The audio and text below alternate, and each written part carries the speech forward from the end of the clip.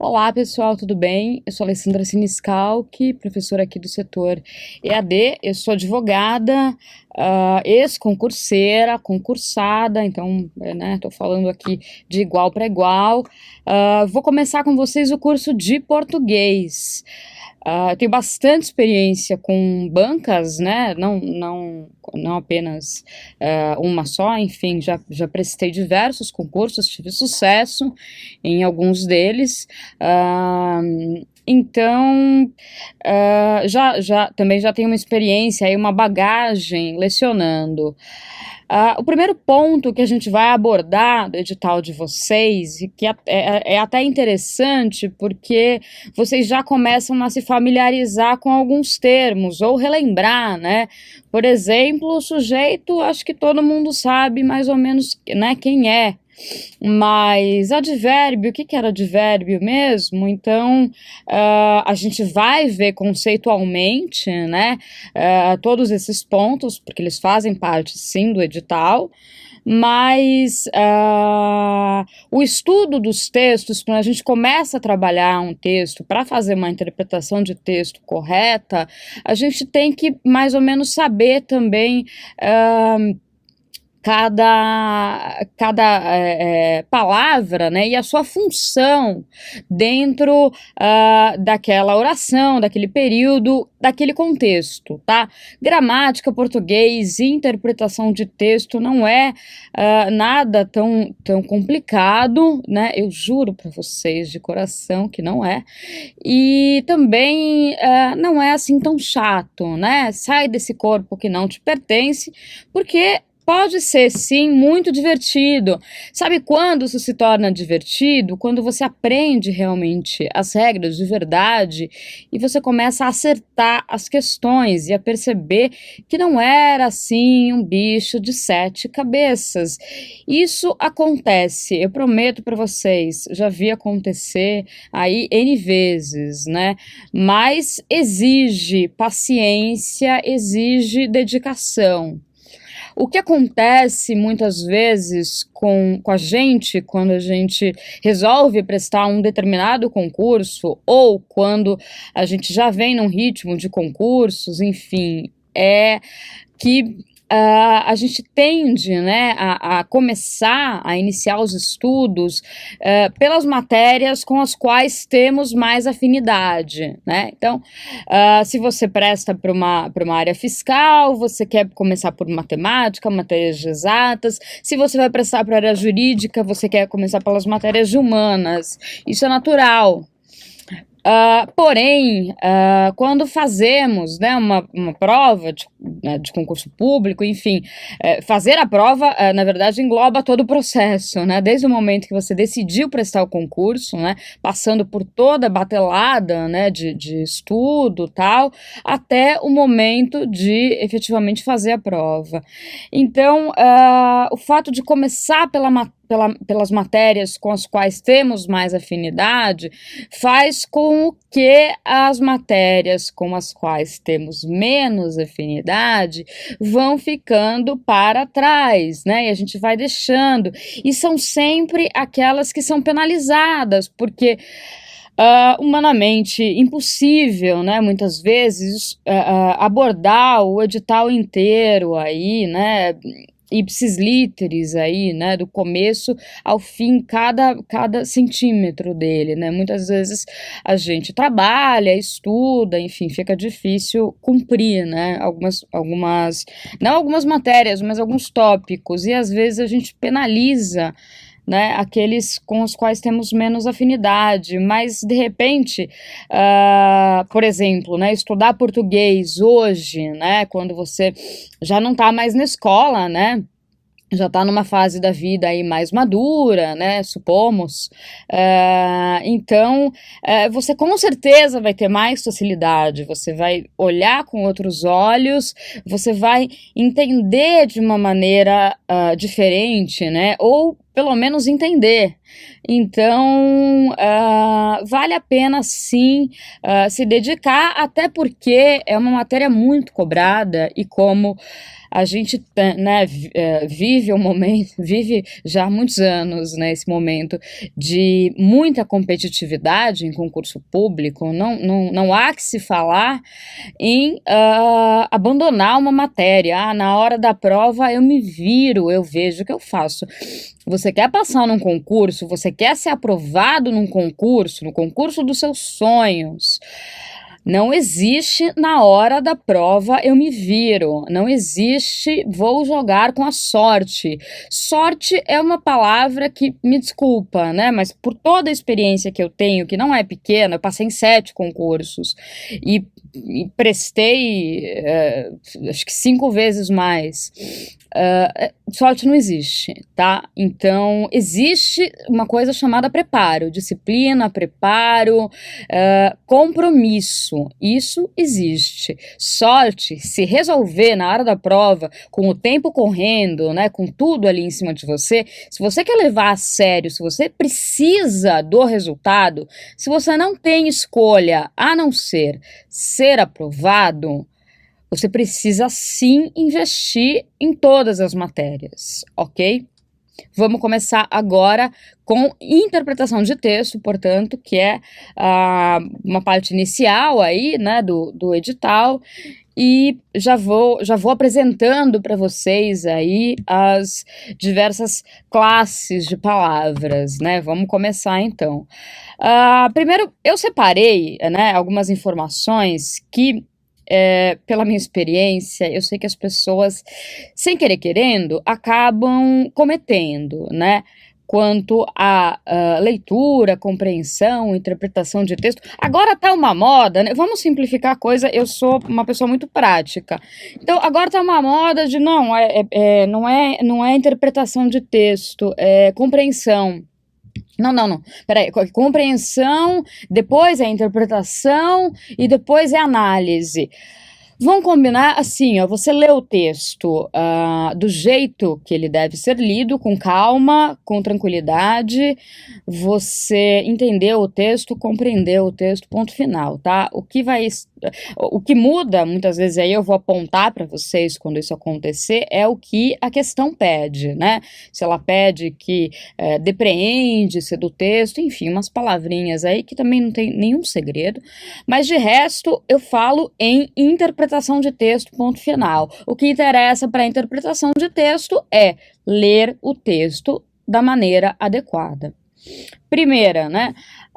Então, a análise, a compreensão e a interpretação de textos requerem fundamentalmente 2 ações. Primeira delas, a leitura integral e proveitosa do texto mais de uma vez. Professora, não dá tempo? Dá.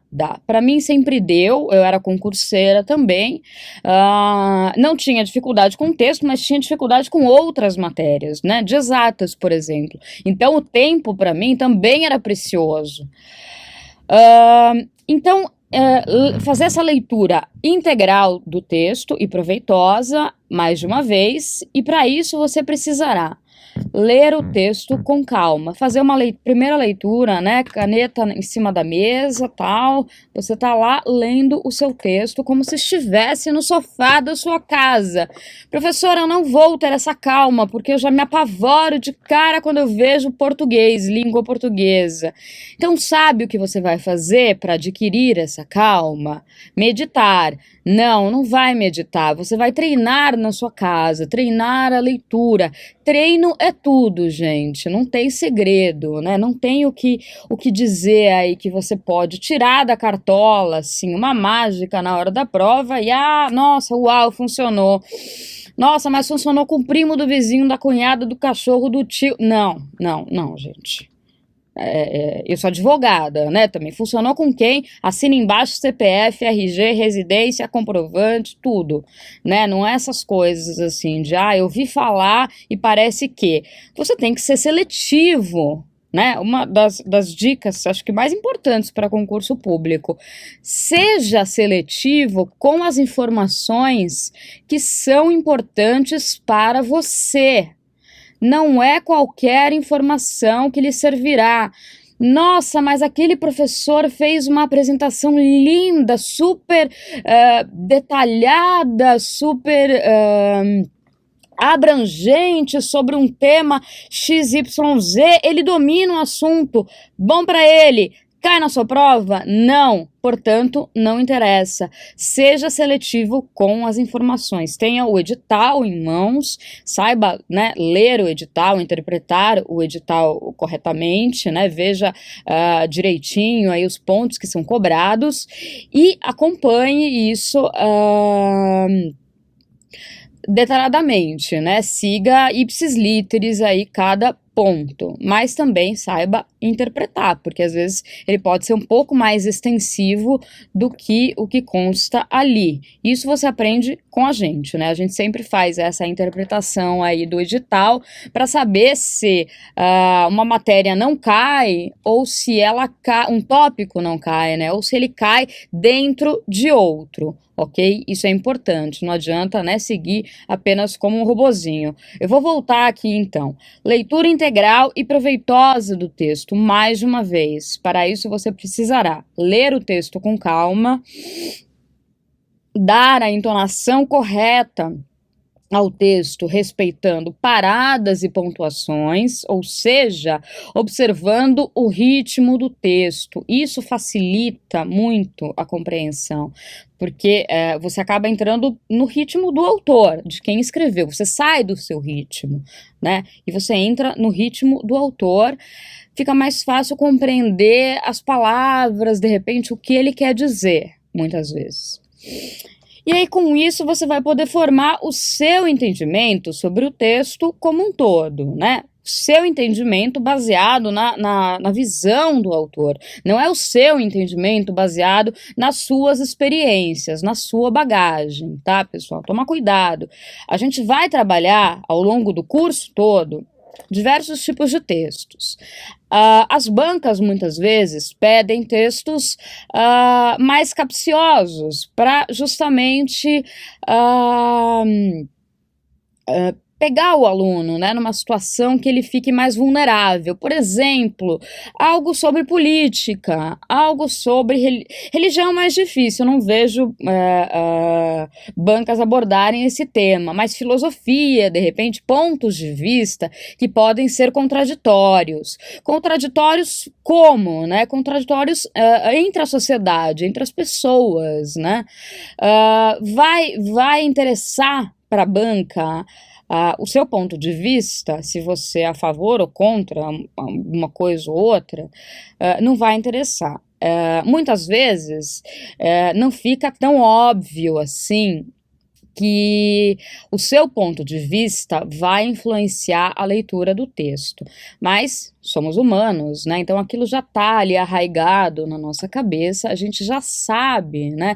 Sem querer que acaba servindo aí de pano de fundo para responder uma questão que na verdade não tem nada a ver com você. A questão tem a ver com o texto, com o autor, né? Então, a banca nunca pergunta a sua opinião. Então, eu vou falar sobre isso mais detalhadamente, mas é um dos pontos aí que a gente tem que ficar atentos, né? O quanto de nós está indo para o texto, né? Na verdade, tem que ir zero. O menos possível de você tem que ir para o texto. Você tem que ler o texto com a isenção do William Bonner dando uma notícia no Jornal Nacional, né? Cara de paisagem, se ele pensa X ou Y, tanto faz, né? Tô dando um exemplo qualquer, tá? Enfim, se ele pensa X ou Y, tanto faz. O que ele precisa é passar aquela informação. O que você precisa é responder aquela pergunta, né? Baseada aí na opinião do autor. Então, você vai formar o seu entendimento sobre o texto como um todo.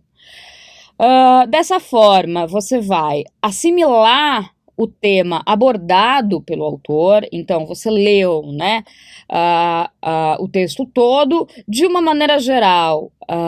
O texto fala sobre o quê? Fala sobre guerra no Oriente Médio, fala sobre o feminismo, fala sobre o uso, né, das mídias sociais, o exagero das mídias sociais, enfim. Qual é o tema principal do texto, né?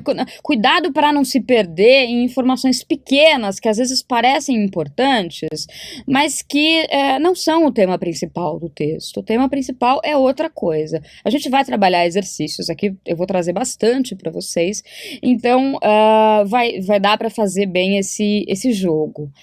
Também percebendo o sentido do texto, figuras de linguagem e figuras de pensamento, tais como metáforas e ironias, né? Se o autor, de repente, por exemplo, Luiz Fernando Veríssimo é um autor extremamente irônico nas suas colocações. Machado de Assis, que literatura faz bastante tempo que eu não vejo, né, pelas provas, mas também um escritor bastante irônico. Então, essa leitura detalhada, essa leitura tranquila de vocês, permite que vocês pesquem do texto essas minúcias, ok?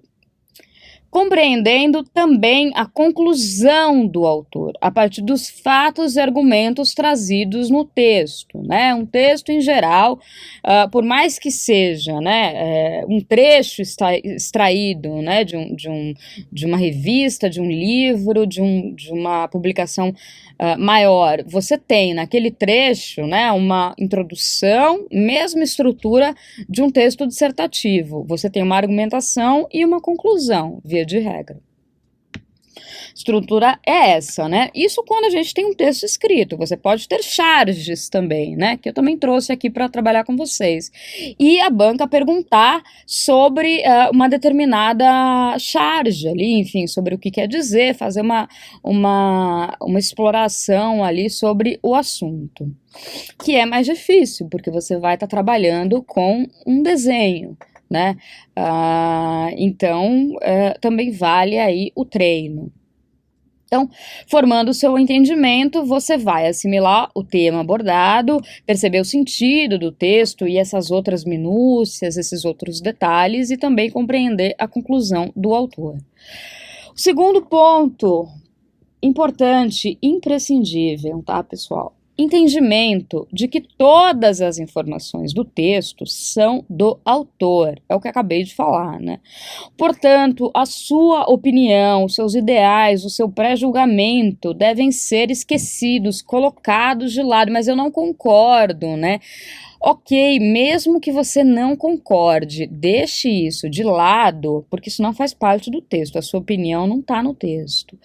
E tente aí manter a sua imparcialidade, a sua isenção para acertar a questão, ok? Então devem ser esquecidos, né, deixados de lado, para que sua interpretação não seja contaminada por ideias que não estão no texto. É aquela coisa que a gente faz sem querer, né? É porque eu, né, tenho uma opinião X, aquilo já fica meio que de pano de fundo e influencia toda a leitura do texto. Você acha que a banca não sabe disso? Ela sabe qual é a opinião da maioria, por exemplo, sobre um determinado assunto, se ela escolheu aquele texto. E ela vai na alternativa A, para quem está apressado para resolver a prova de português, e coloca exatamente qual seria a opinião da maioria que está permeando aquela leitura. E aí você marca a alternativa A achando que está marcando a opinião do autor, e na verdade você está marcando a sua opinião, ok? Então, continuando.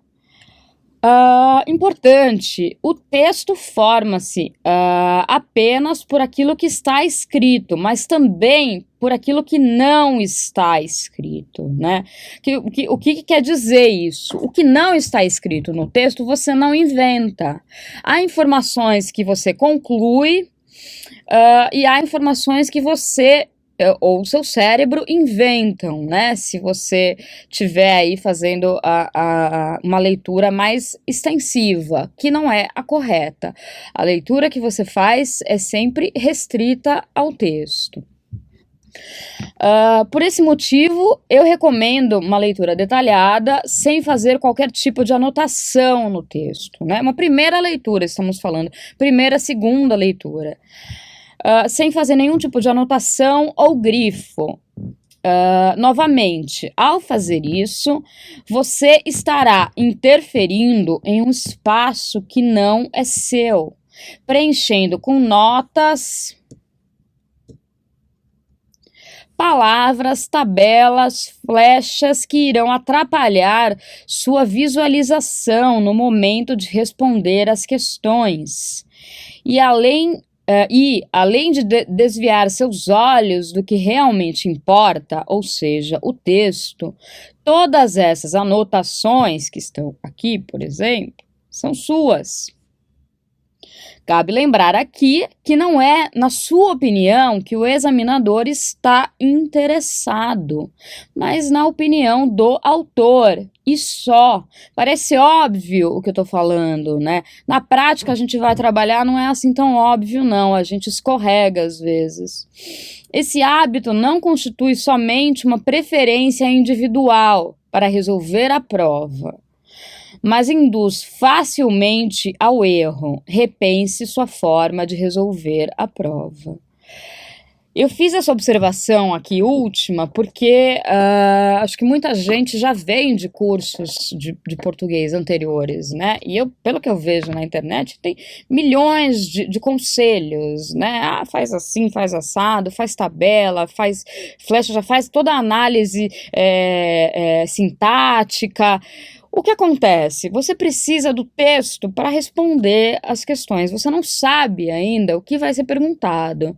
Se você já polui todo o seu texto com uma série de coisinhas aqui, blá blá blá, isso aqui é não sei o que, objeto direto, sujeito, que é verbo, de repente você enxerga algo, né, sobre a interpretação, sobre o que realmente deveria estar escrito, você enxerga algo que não está escrito. Essa é a mesma crítica que eu faço para quem tem dificuldade, de repente, com o texto e gosta de fazer, tem o hábito de fazer tabelas, que foi essa aqui que eu coloquei, tentei colocar aqui, né? Aí faz lá uma tabela. O texto, sei lá, é sobre as eleições nos Estados Unidos. Então tá lá, eleições, tal, blá blá blá, e aí você coloca as outras informações aqui, se abrevia isso nos Estados Unidos, tá, Estados Unidos, aconteceu isso, também abrevia, tal, blá blá blá. Você vai responder as questões com base no que exatamente? No texto original, lindo, né, cintilante, ou na tabela? Eu vou responder com base na tabela, né? Eu já fiz um negócio para resumir, para facilitar. Tá, de quem são as palavras? Se você fizer com base no texto, as palavras são do autor, que é isso que a banca quer. Se você fizer com base na sua tabela, as palavras serão suas. E aí, numa brincadeira dessas de copiar alguma coisa na pressa, anotar rápido e abreviar, ou usar algum sinônimo sem querer querendo, ou que na sua cabeça faz um sentido danado, na cabeça do autor, que foi quem escreveu o texto, aqui a gente tem autor, e aqui a gente tem você. Na cabeça do autor não era nada disso que ele queria dizer, né? Você resumiu e você fez uma tabela de uma forma, né? Trocando palavras e condensando o texto de uma maneira que você comprometeu o sentido do texto. Se você comprometer o sentido do texto, a sua interpretação do texto, se caírem ali 4 questões sobre interpretação de texto, você tem 4 questões erradas.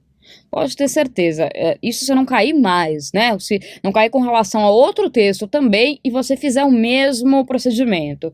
Isso não dá certo. Tá? Você vai usar a sua estrutura, as suas palavras. De repente ele tinha um tom irônico que você suprimiu porque você fez uma tabela, que é uma coisa mais objetiva, mais exata, então você perdeu esse tom irônico. Isso não dá certo. O que dá certo fazer é trabalhar o texto limpo. Quando você chegar às questões e for resolver, se precisar fazer anotações no texto, aí tudo bem, você vai fazendo aos poucos, né? E para não deixar o texto poluído e não enxergar coisas que não existem, que é o maior problema da interpretação de texto, não é enxergar o que existe, é enxergar o que não existe. Enxergar coisas que existem, então, você vai ter isso tudo muito comprometido, né? A sua visão vai ficar atrapalhada, né? Você vai acabar, é o que eu falei, lendo alguma informação ali, algum dado que não estava ali, concluindo algo por meio de uma associação que você fez em uma tabela, por exemplo,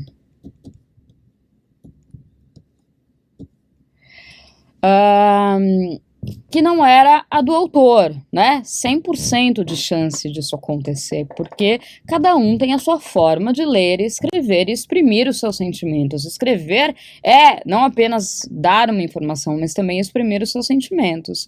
Se você faz um resumo de um texto e responde com base no resumo, você não está respondendo com base nas palavras do autor. Você está respondendo com base nas suas palavras, no que você acredita, ok? Então, é algo que eu fortemente não recomendo. Então, mas eu prefiro assim, o que eu acabei de dizer. Esse hábito não é apenas uma preferência individual, ele vai te induzir ao erro, sim. Então, após tais breves análises, né, seu texto vai ficar com essa cara bonita, né, e aí onde estava aquela informação mesmo? Nossa, eu tenho certeza que eu li isso em algum lugar, né, isso que a questão está perguntando, estava perdido ali no... Perdeu. Né? Não dá, você já está com o texto ali todo atrapalhado, e de repente você anotou, né, informações ali, fez uma análise que nenhuma questão pede. Então você perdeu tempo marcando, assinalando ali orações, enfim, coisas que você não vai responder em nenhuma questão. Então, além de prejudicar, toma um tempo danado, né? Então, continuando, essa é uma das recomendações, então, que eu faço, que eu acho bastante importante, né? E eu enumero aqui os 7 erros básicos, jogo dos 7 erros, que prejudicam a correta interpretação dos textos. Primeiro, não ler o texto adequadamente. Por adequadamente, você pode entender adequadamente mesmo, tá? É começo, meio e fim. É ler de maneira atropelada porque eu preciso passar para a próxima questão. Você pode passar para a próxima questão lendo de maneira atropelada. Vai errar a primeira e, de repente, se continuar assim, também erra a segunda, né? Já vai efeito bola de neve aí. Então, se você fizer todo o procedimento correto, se o resultado não for 100% de acerto, pode ter certeza que 99% vai ser. Não tem segredo. Então, não ler o texto adequadamente ou fazer uso de métodos rápidos de leitura, não faça isso. Mas funcionou com o filho do primo, do gato, do cachorro. Não funcionou, pode ter certeza que não. Essas coisas de, olha, eu ouvi falar, não faça isso com você, não. O uso de métodos rápidos de leitura, como leitura dinâmica. Tem textos que são impossíveis de ler, quantas vezes forem necessárias ali, você precisa de 5 vezes, às vezes, para entender do que o autor está falando, né? Onde ele quis chegar. Leitura dinâmica não pesca metáforas, não pesca ironia, não pesca perguntas retóricas. Pergunta retórica é aquela pergunta que só quer levantar a pulga atrás da orelha, ela não quer uma resposta de você. Então, ela vai te induzir ao erro, a leitura dinâmica. Além de não ajudar, vai te induzir ao erro. Né, porque ela não mantém um entendimento adequado do texto, como ignorar o que está subentendido. É impossível você compreender, né, as entrelinhas de um texto, que é o que eu falei, que é mais importante o que não está escrito. É impossível você compreender isso com leitura dinâmica. A leitura dinâmica vai te dar as palavras que estão ali, ó, as palavras mais óbvias. A banca não vai te perguntar nada óbvio, ok? Então, não está escrito. Fazer anotações, rabiscos, tabelas, análise sintática e com isso poluindo o texto. O que eu falei, não faça daquela forma. Se no decorrer das questões for necessário você fazer alguma análise, alguma anotação, aí você volte ao texto. O texto não fugiu da prova, né? Ele continua ali. Você lê uma vez, mas você pode voltar ao texto ali para responder. Deduzir fatos que estão somente na sua cabeça, inexistindo qualquer informação, qualquer afirmação explícita ou implícita no texto. Subestimar a significação das palavras, trocando uma por outra, sem se ater ao sentido real dentro do contexto, né? Palavras genéricas, né? Propostas, ideias, enfim, muitas vezes você, o que eu falei de fazer a tabela, né? Você acaba substituindo ali, tá escrito princípios, não cabe, né? Porque a gente vem com a prova justinha, né? Não dá nem para pensar direito. E você, né, acaba substituindo uma palavra mais longa por uma palavra mais enxuta, né? E nessa você dança. Então, subestimar a significação das palavras. As palavras têm uma significação correta. Todas as bancas cobram isso, né? Sinônimos de palavras, fazem correlação de expressões entre, né, trecho da primeira com o segundo, para ver se uma é igual à outra. Esse tipo de questão é bastante comum. Subestimar, isso que eu acabei de falar, desculpa, ler sem prestar atenção à entonação correta e pontuação adequada, né? Que é ler desse jeito, ler sem prestar atenção à entonação correta, pontuação adequada, não espere por mim, não dá certo, assim. Aí a sua leitura não foi adequada, ela foi nula, não serviu para nada, só foi perda de tempo. Por exemplo, né, sem entonação correta e pontuação adequada. Não, vírgula. Espere por mim. Você está falando para alguém. Não, espere por mim. É para a pessoa esperar por você. Se você não lê a vírgula, não lê a entonação adequada, o que você diz? Não espere por mim. Ou seja, alguém não vai esperar por você. Justamente ideia contrária. Então, por isso que essa leitura pausada, né, com a entonação e com a pontuação é tão importante. Desconhecer o significado de conjunções como não obstante, porquanto, conquanto, desde que, embora, todavia, posto que. Isso irá comprometer a construção toda do texto, né? Como ele é amarrado, como as ideias são amarradas, né? Se é uma situação condicional, se tem um desde que, se tem um embora, enfim. Tornando impossível reconhecer as relações de causa e consequência. Causa e consequência, eu não preciso nem falar que causa e consequência cai na prova. Mas, já falando, causa e consequência cai na prova. Essa questão das conjunções, além de também ser uma questão muito comum nas provas, né, que você vai precisar saber, ela te serve para amarrar bem as ideias. e inverter o processo e responder os enunciados. Isso é de matar qualquer ser humano que lecione português, interpretação do coração. Inverter o processo e responder os enunciados a partir das alternativas, buscando encaixar no texto a que mais se assemelha. O que acontece aqui? Erro na certa. Né? Não tem a menor possibilidade disso funcionar, você tentar encaixar, a banca já sabe que você vai fazer isso, malandrinho, e aí o que ela faz? Ela coloca uma alternativa. Eu vou trazer questão assim para mostrar para vocês como ela é maligna. Ela já traz uma questão redonda que cabe direitinho no texto, sem você precisar ler aquele texto enorme. Problema, né? A questão tá errada, tem uma informação ali a mais ou a menos, enfim, mas você achou que todas as palavras estavam iguais, a construção estava muito parecida com o que aquele pedacinho que você leu ali, então, pô, vou economizar o texto, vai economizar o texto e vai economizar nos acertos também, porque vai errar. Ok?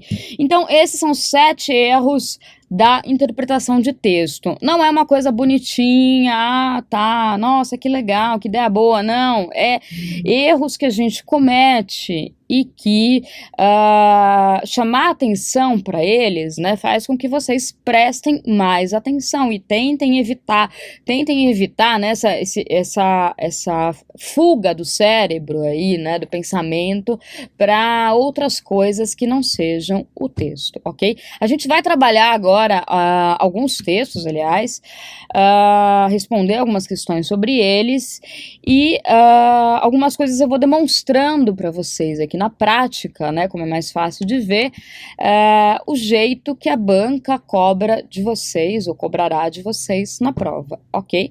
A gente vai encerrar esse bloco, mas já já a gente volta.